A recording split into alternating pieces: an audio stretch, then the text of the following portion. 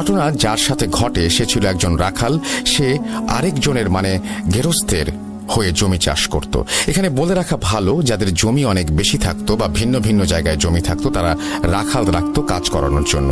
যাই হোক, ঘটনার রাখাল ছেলেটা প্রথম দিনে গিয়ে জমি দেখে আসে, পরের দিন গিয়ে জমির আইল বেঁধে আসে এবং পরে জমির সেচ তৈরি করে। এতদূর পর্যন্ত সব ঠিক ছিল, কিন্তু বিপদটা শুরু হয় ওনাদের জমির একপাশে উঁচু ঢিবির মতো মাটি জমে থাকা দেখতে পায় তারা।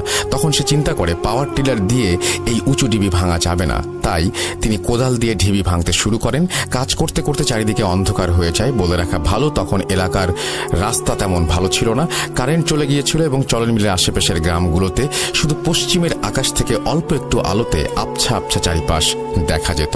তো রাখাল ছেলেটা ঢিবিটা পুরোটা কেটে শেষ করতে করতে একটু রাতই হয়ে যায়। তখন সে বাড়ির দিকে যাওয়ার চেষ্টা করে। বিলের ভেতরেই একটা জায়গা, একটু খালের মতো নদী আছে, সেই নদী পাড়ি দিয়েই সে হেঁটে হেঁটে বাড়ির দিকে আসছিল। হঠাৎ দেখে সামনে বড় লম্বা একটা পাঞ্জাবি পরা হুজুর টাইপের মানুষ হেঁটে আসছে। সে দেখা মাত্রই হুজুর টাইপের মানুষটাকে লম্বা করে একটা সালাম দেয়, তারপর পাশ কাটিয়ে যায়। পাশ কাটিয়ে যাওয়ার সময় অনেক সুন্দর একটা ঘ্রাণ এসে তার নাকে লাগে। তখন সে চিন্তা করে, বাহ, হুজুরের আতরের ঘ্রাণটা তো অনেক সুন্দর।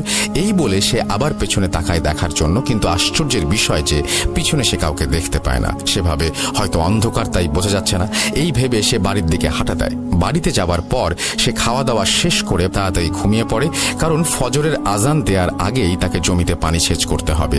সে এই ভেবে ঘুমিয়ে পড়ে। ঘুমের মধ্যে সে স্বপ্ন দেখে সেই বিলের ধারের রাস্তায় ওই হুজুরটাই হেঁটে যাচ্ছে।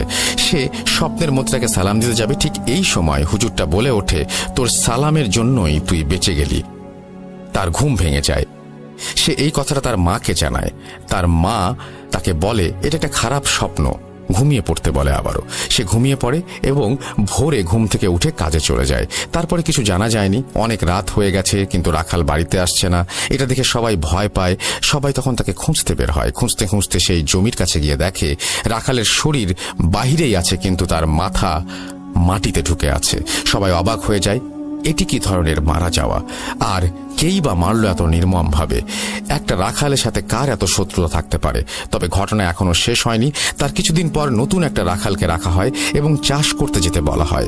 সে যখন রাতে পানি সেচ দিতে যায়, দেখে রাস্তার পাশে অর্থাৎ আশেপাশে একটু দূরেই বিড়াল কুকুর টাইপের কিছু একটা রাস্তা থেকে দূরে বসে গোঙানি টাইপের শব্দ করছে। সে এইগুলো দেখে অনেক ভয় পায় এবং বাড়ি চলে আসে। তারপর কাজ ছেড়ে দিয়ে নিজের বাড়িতে চলে যায়। এভাবেই কয়েকদিন যাওয়ার পর সবকিছু স্বাভাবিক হয়, কিন্তু হঠাৎ একদিন খবর আসে বিলের আরেক পাশের কৃষক ধান রোপণ করছিল।